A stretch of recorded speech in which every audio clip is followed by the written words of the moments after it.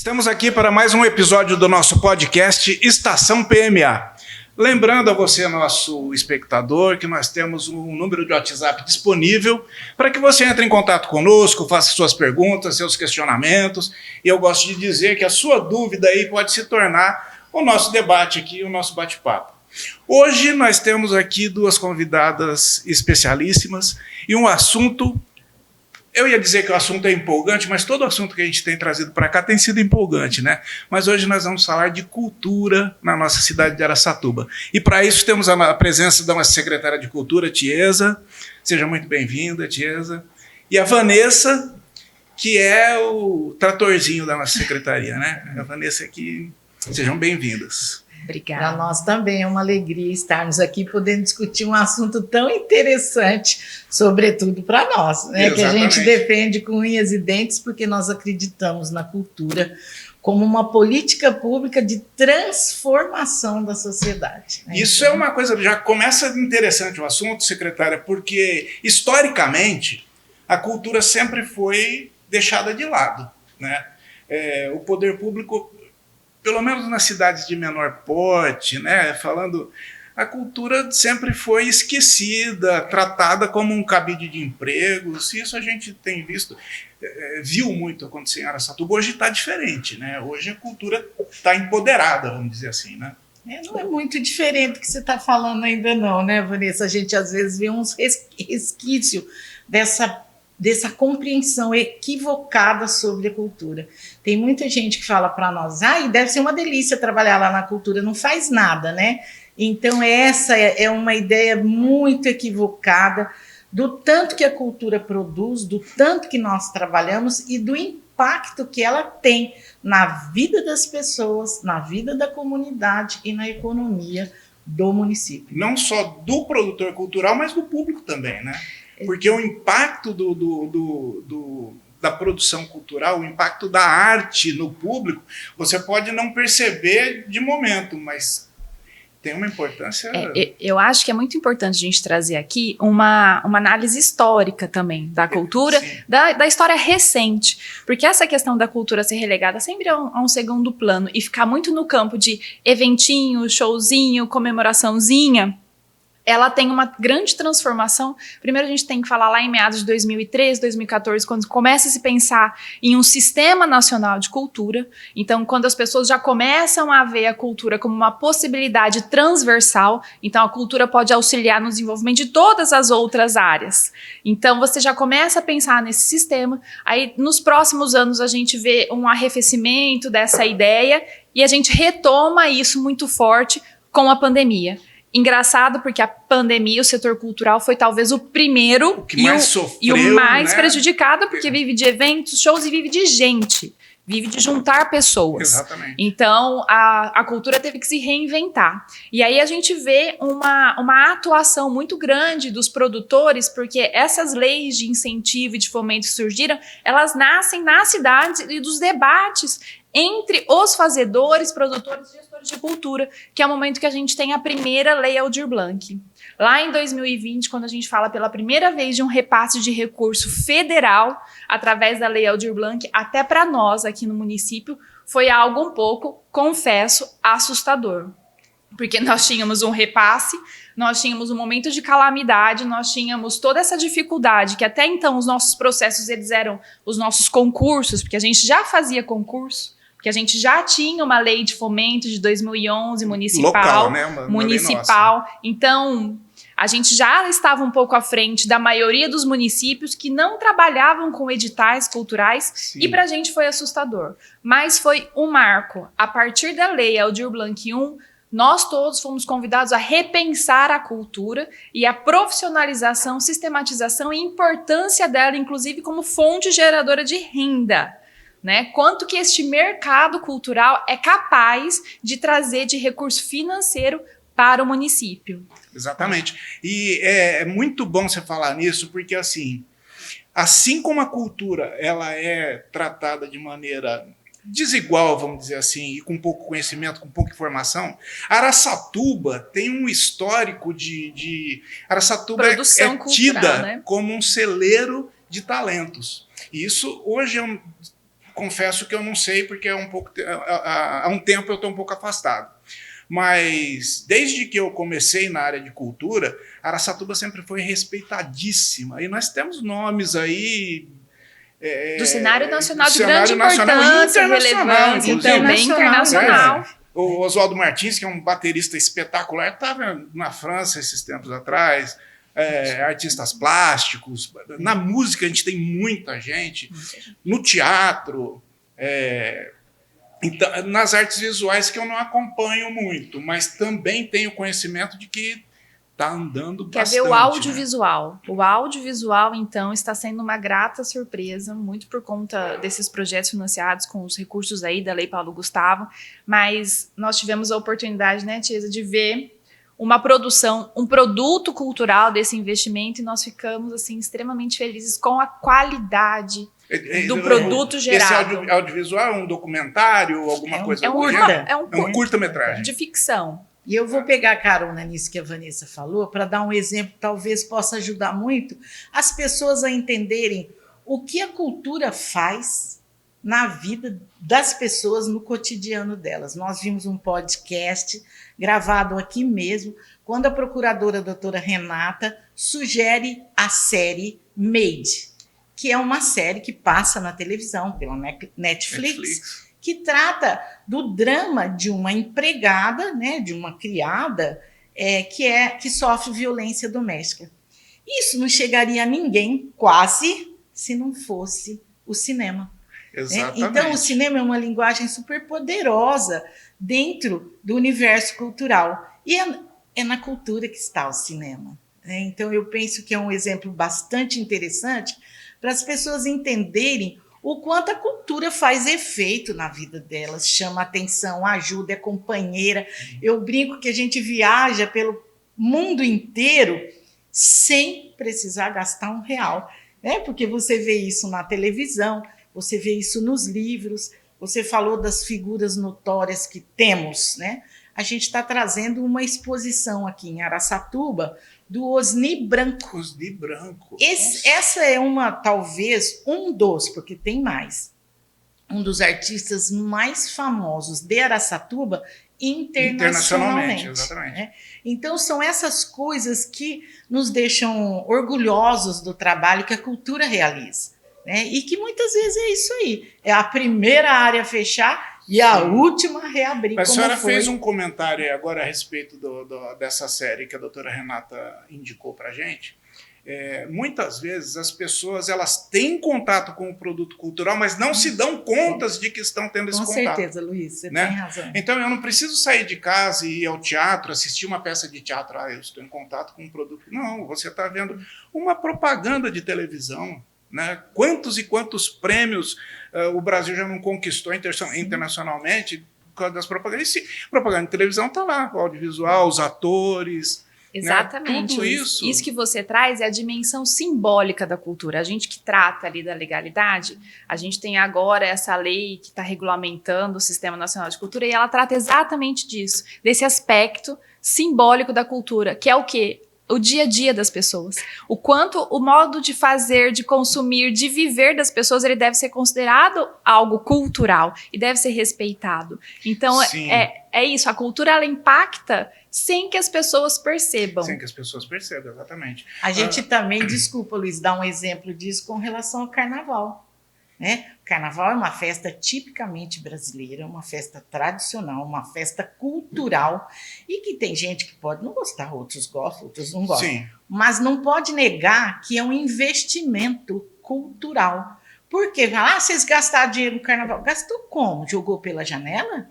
Não, nós contratamos gente, nós contratamos costureira, nem sempre nós diretamente, mas aí foi feito usado toda uma cadeia produtiva para apresentar para a população aquele espetáculo e manter a tradição.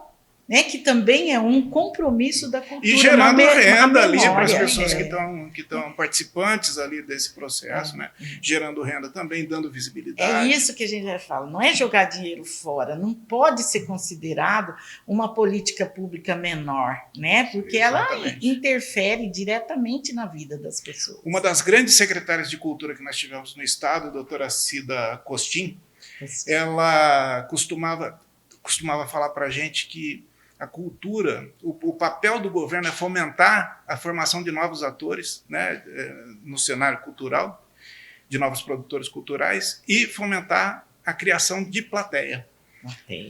Então, isso também é uma preocupação muito grande, porque a cultura não tem plateia. Como não?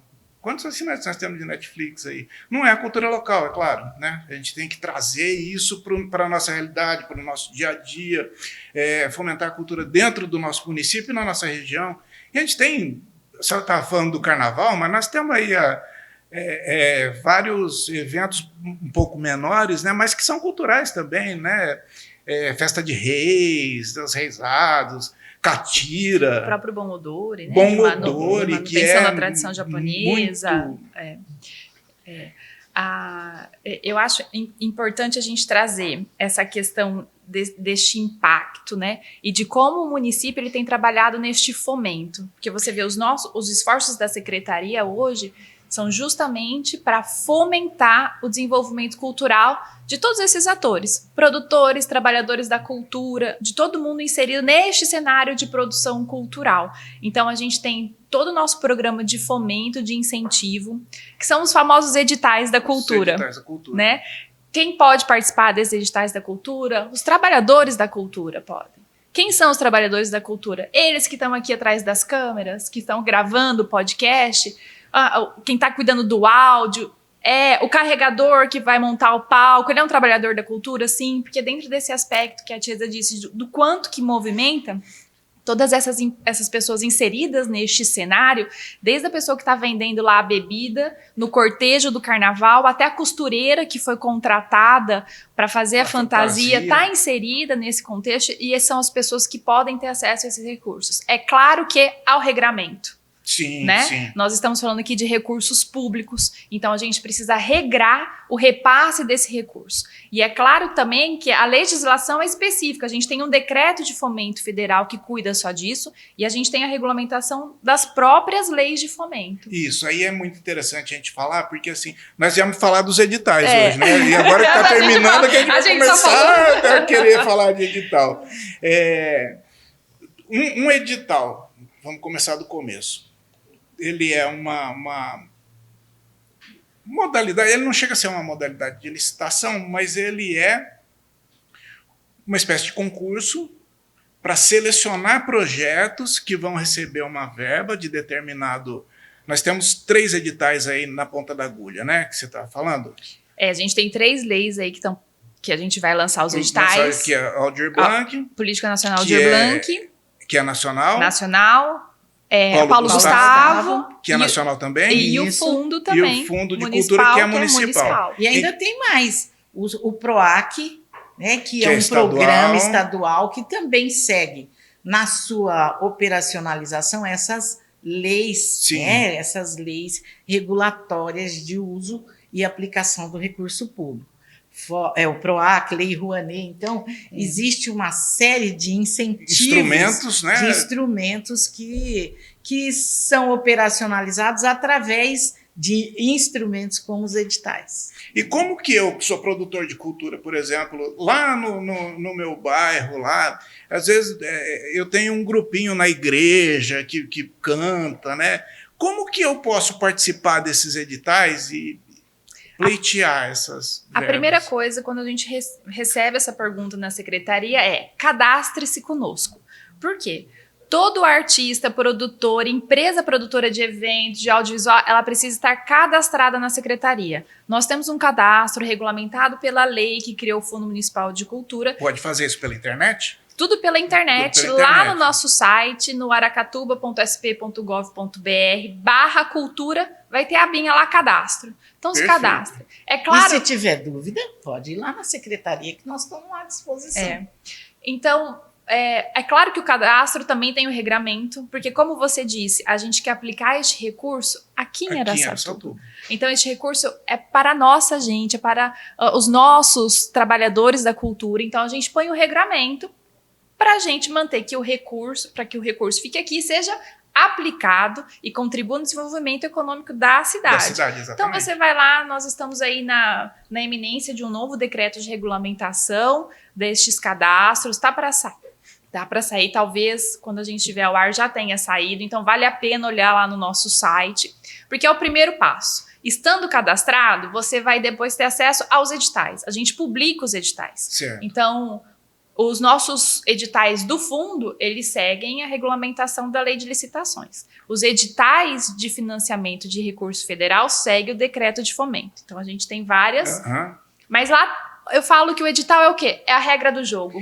E nós sabemos, por experiência própria, que o artista ele não tem muita intimidade com documentação, ele se perde todo com esse negócio de documento.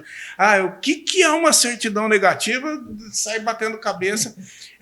Nesse aspecto, a Secretaria de Cultura também está preparada para auxiliar, para mostrar para o artista, falar assim, olha, você vai pegar esse documento em tal lugar, esse aqui no outro, tá certo, não tá certo. A gente pode fazer isso? Antes da Vanessa te dar essa resposta, Luiz, eu queria só chamar a atenção para uma coisa muito importante. Essas leis de incentivo, elas transformaram radicalmente esta relação do artista, do produtor com o poder público, com a transferência de recursos. Hoje nós estamos vivendo a consequência de uma revolução. Antes, os artistas ficavam aí meio que anônimos, fazendo... Não, agora não. Eles são profissionais que precisam atender a essas regras e que essas regras têm regulamento, tem lei, tem decreto, tem jeito de fazer por trás. Então, às vezes chega, Tiesa, mas tem que fazer. Tem. Sabe por quê? Você não vai pegar recurso público e gastar a revelia sem prestar contas. Então, é assim, tem que se atentar para as novidades que tem aí. A gente sofre muito disso, por exemplo, no artesanato. Eu sempre falo com o pessoal do artesanato. Né? Se você não sabe, nem vai aprender, você arruma seu neto, seu sobrinho, alguém que te ajude, porque não dá mais para ser diferente. Né? Então, para ficar alheio às tecnologias, aos avanços. Vanessa, agora. E tudo isso vem deste esforço em conjunto para transformar a cultura em algo profissional. Então, é aquele conceito romantizado de que a cultura a gente faz no tempo livre por amor, porque eu tenho um dom.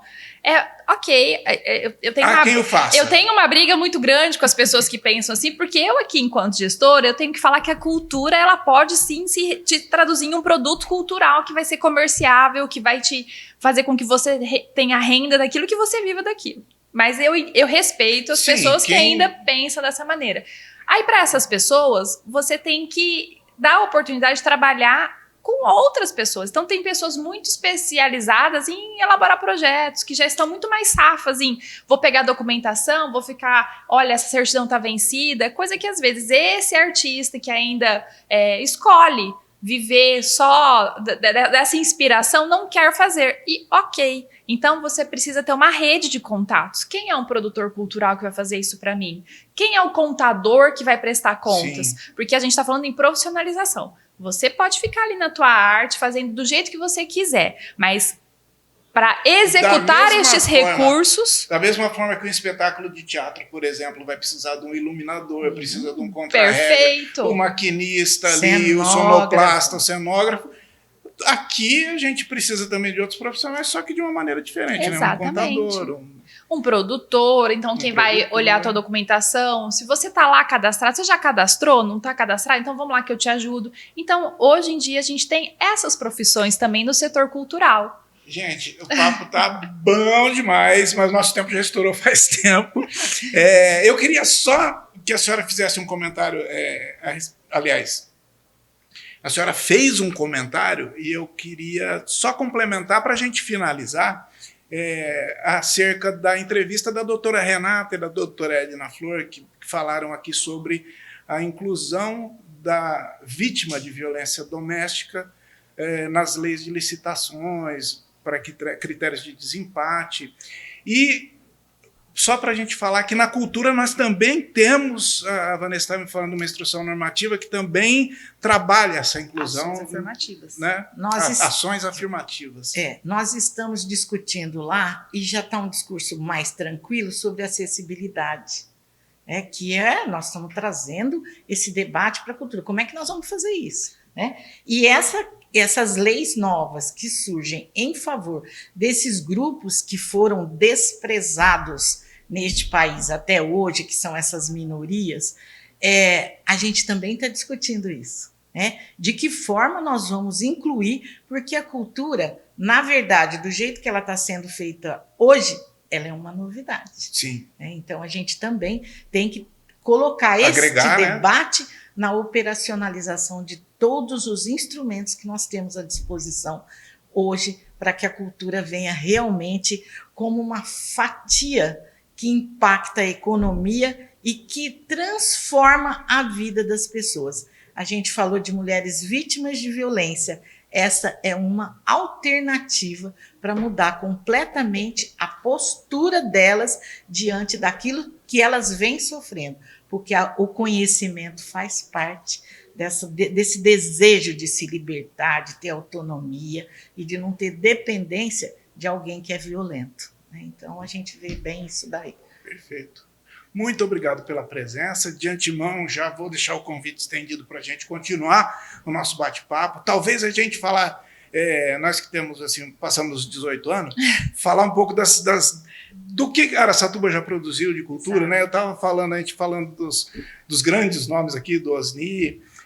Eu me lembrei aqui de muita gente importante que seria legal a gente reviver, relembrar, né? Mas eu vou ainda falar uma coisinha, a questão da educação patrimonial, do patrimônio histórico, da preservação disso, de ter isso na formação desde pequenininho. Tem países da Europa que sobrevivem da memória histórica, né? Então, nós precisamos também... É um tema para o nosso próximo encontro, então.